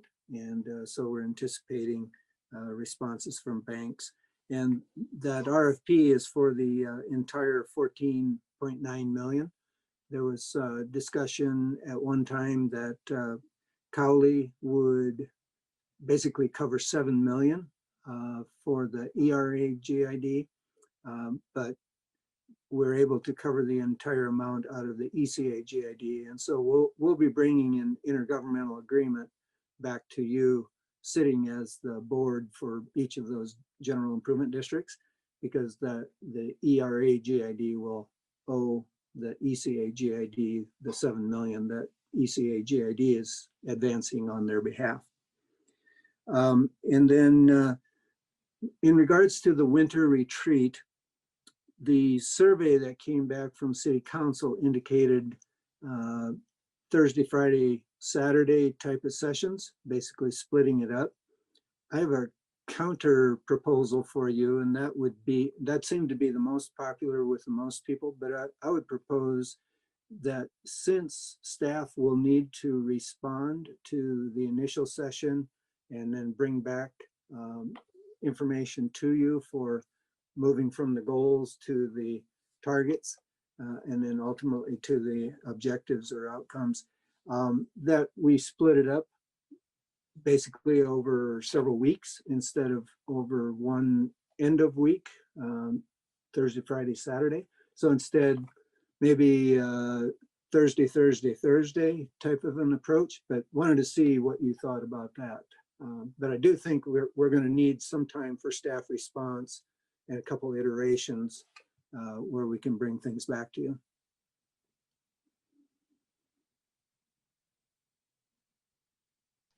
Any input from Councilmember Hurst?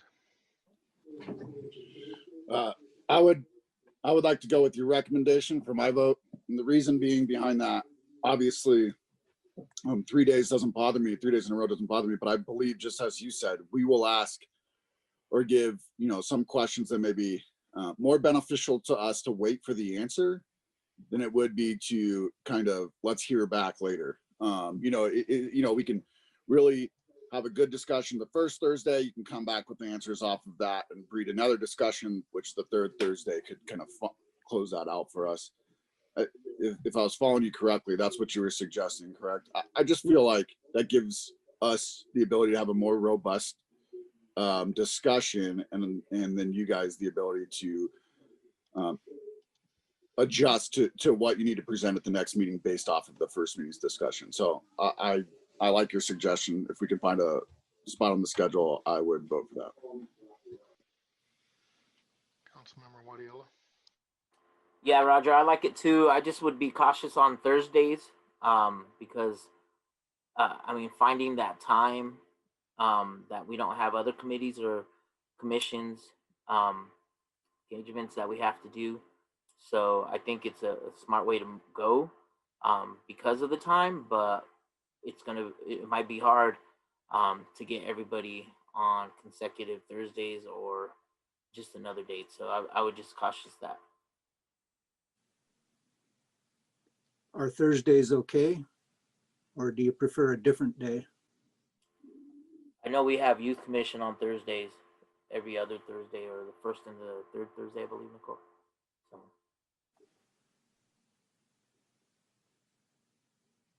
Councilmember Grimes.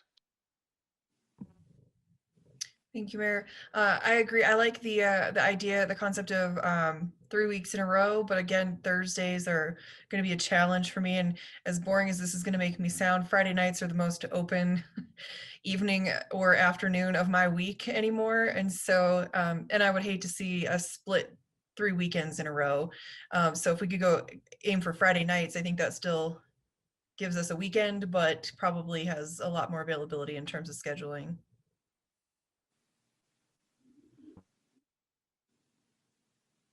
Councilmember Noble. I'm not sure how this differs from last year's retreat, which was done on a Friday and then all day Saturday. And I don't think we split it up. We didn't come back the next week. So I would rather not put 3 weeks into this. I would rather do it over the course of 3 days.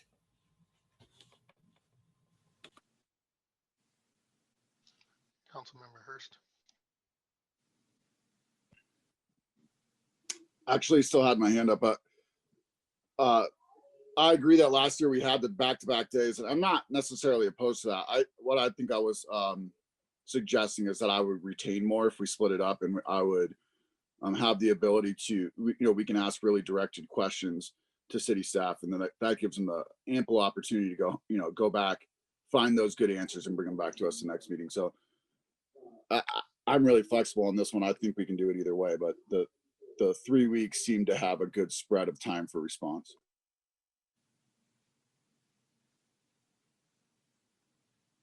Councilmember Alan Thomas. Yes, thank you. I'm kind of in agreement, with Councilwoman Noble. I think extending this on for 3 weeks, I think we should be able to get it done, even if we have to do it in 3 days opposed to, 3 weeks. But, that's just how I feel. I think in between those 3 days, we would have enough time to get our thoughts together, and I think maybe possibly staff as well, because like I said, we've done it before on a Friday and Saturday, but that's just how I feel. Thank you. Councilmember Madera. Yeah, I'm on board with your proposal. I think it'll be a lot more quality sessions if we can, work through it and then give staff an opportunity to come back, with any research that they need to do. And that way we have figures, because a lot of times, with these things, we try to throw projects up there and we're like, well, how much do they cost? I don't know. It's probably around 100 million or something, so I think the quality of sessions will be better if we split it out and do, over the 3 weeks. I think at this point we should focus on the quality. Yeah, the reason I think there's going to need to be some time between particularly the first session and the second session is because council has indicated that you want to revisit the goals, the overall goals. You know, currently there's 5 overarching goals. And so if those are restructured, then it will take some thought in terms of how the targets then would meet those goals. And that's where some consultation and deliberation will need to occur. So that was the reason I decided to propose it to you. And overall burnout, usually that Saturday afternoon, everyone's just toast and your brain kind of becomes mush at that point. Well, if it's okay, we'll schedule the first Thursday session if it doesn't conflict with any of the council meeting or committee board meetings. And then we can take it from there, you know, play it by ear with what works next for you as a council and how much time we actually need for staff in between. So if that's a doable option, I'll proceed with that if you're all agreeable to that. Councilmember Smith wanted to weigh in. I was just going to agree with you. I think more time would be better.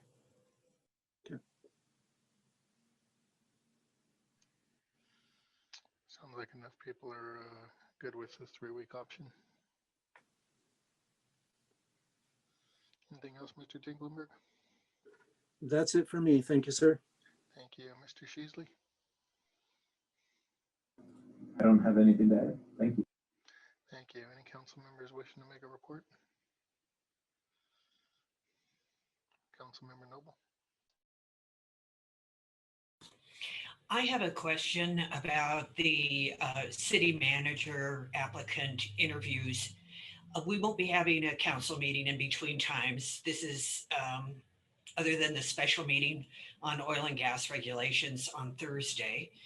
And I am unclear about aspects of it. In my experience, having worked in two different government agencies, if you will, both of them were associated with the state. There were lots of requirements regarding the questions that you can ask, the types of questions you can ask, the fact that you can only ask the same questions to every applicant and not different questions. And I'm wondering about whether those rules apply on the municipal level as well. This might even be an HR requirement for all I know, but I'm a little concerned about the lack of direction. Yes, that's why I asked Scott to send over prepared questions for you to pick from.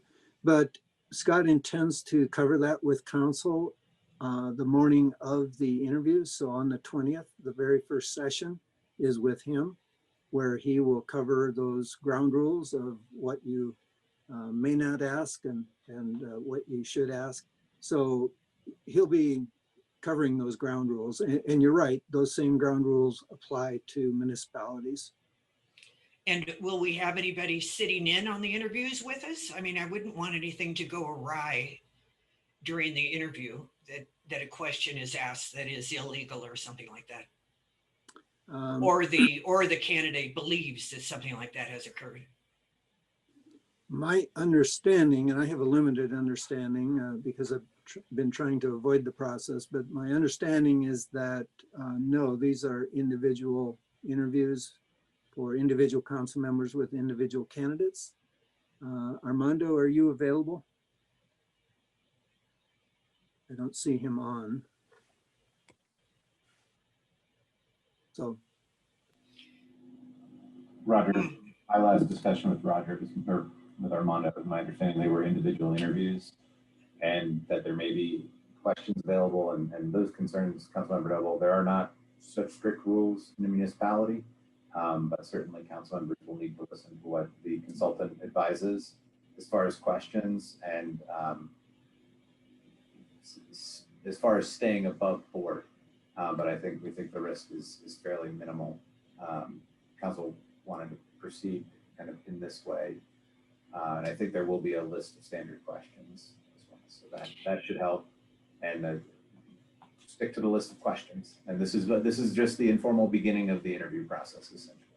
Yeah, I have questions I would like to submit to Scott. How would I accomplish that? They're open-ended. They're not specific to any one candidate. How would I accomplish that? Well, the list of questions that he has submitted will be coming out shortly to you. Well, I would But, like to submit to him that Yes. he can add to it or consider. what I would suggest is you send those to Armando and he can get them to Scott or confer with Scott regarding those.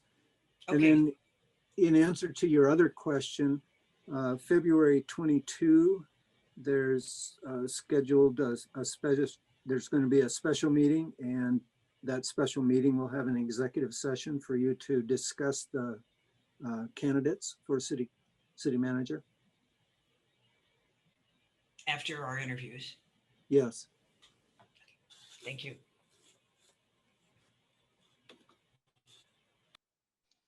Councilmember Hurst. Yeah, if possible, I would like to request, not that we get, any details, but we could get a report from Chief Nichols about the anticipated community meetings and the response to what happened this morning, and in general, the response to what's happening within the city in terms of crime rates.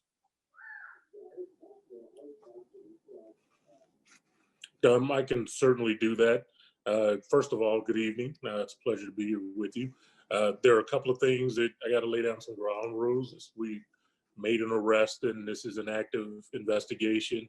And I am also not certain that the deceased, his family has been notified. So I can't talk about the particulars of that criminal investigation outside of what I've already sent you. What I can tell you is the staff and I have spent the bulk of the day planning for the Bell Creek community meeting. Actually, that meeting is going to be for the entire 7-2 district, which includes Bell Creek. Community relations and my staff have worked very closely. That meeting is tentatively scheduled for Wednesday at 6 p.m. And I say tentatively because we need to make sure that the deceased family is made aware before we have a public meeting about it. So if that doesn't take place, we'll end up moving the meeting. Getting it conducted over Zoom is going to be a bit of a challenge for us. We certainly want to be able to take questions and have residents ask questions of us, but we can't have a completely unfiltered sort of meeting where any and everybody can sort of put whatever they want in chat and speak up. So community relations is all over that on working to make sure that we can at least accomplish that goal. As it relates to crime in Commerce City, it is definitely up. It is up across most jurisdictions across the nation, and particularly in Colorado. As I alluded to earlier with council, one of the things that we had done last week, we actually prepared a video briefing for our community in which I sort of laid out the numbers that we were looking at and some of the things that we're doing and some of the things that we're asking others to do. Part of that video included, excuse me, the discussion surrounding the property crimes that are taking place all over the city, all over the Denver metro region. I can tell you auto thefts are up in the state of Colorado, particularly in the Denver metro region, 65%. That is astronomical. And I can tell you Commerce City had one of the lowest rates. The only city that had a downturn was Cherry Hills Village, and I don't really consider that, that just doesn't matter. So I wouldn't put too much thought into that. But all the other jurisdictions are extremely up. Brighton, Adams County, Westminster, all of the agencies that encompass Adams County were much higher than us, and we sat at, I believe, almost 53% increase over last year. So the numbers are definitely up. There are a couple of things that present some challenges for us as it relates to auto thefts. Over 60% of our vehicles are left unlocked. We got to be able to do better than that. If people are not going to lock their vehicles, it makes it extremely difficult. And I get it. It's your property, your home. You feel like you shouldn't have to lock your stuff. I'd like to tell you a story, and this is part of the briefing, that we had a gentleman living in our city, left his vehicle unlocked, left a gun in it, and the gun was taken. A week and a half later, it was found in Steamboat Springs, and it was used in a double homicide. So there are very real consequences to these sort of activities. I can tell you our arrest on not only auto thefts and our arrest on the folks that break into vehicles to take property are up almost 15%. But we do have some challenges. We do not have the ability to take property crime suspects to jail. So we end up issuing citations. I will tell you, and this is not the opinion of the Office of the Chief of Police, it is the opinion of Clint Nichols, a resident of Commerce City, that is problematic. There are literally no consequences to checking door handles, taking cell phones, going through the car, and getting caught by the police, except for getting a ticket to show up in court in about 45 days. And that's if court will even accept you due to COVID restrictions. They are empowered. We have caught multiple suspects multiple times conducting this sort of behavior in our city. So I certainly understand resident frustration with the police aren't doing anything or wanting to band together and protect your property. The event that occurred this morning was very traumatic for everybody involved. This was a property crime at best. Most property can be recovered somehow or another. It can definitely, certainly be replaced. And we had a person lose his life over it.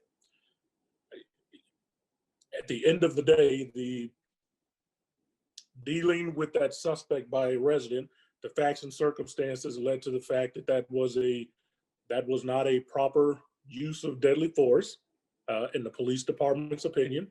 And we've taken a look at this and we've consulted with the district attorney's office, and we were compelled to make an arrest in that case.